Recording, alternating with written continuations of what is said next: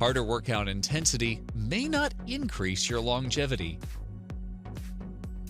A recent study found that people who performed harder workouts didn't live any longer, on average, when compared with people who did more moderate workouts.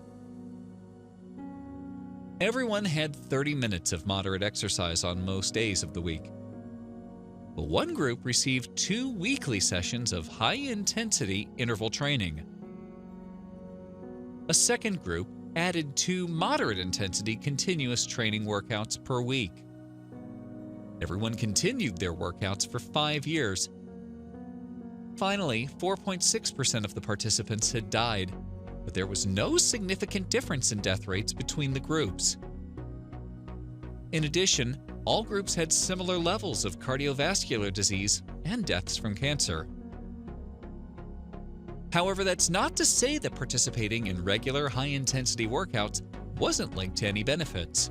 The participants who did the harder workouts had better outcomes on certain measures of mental health and physical fitness. So high intensity is good for health span rather than lifespan. This channel is made to help you know your body better. Don't forget to subscribe and turn on notifications so you won't miss any videos in the future about your body.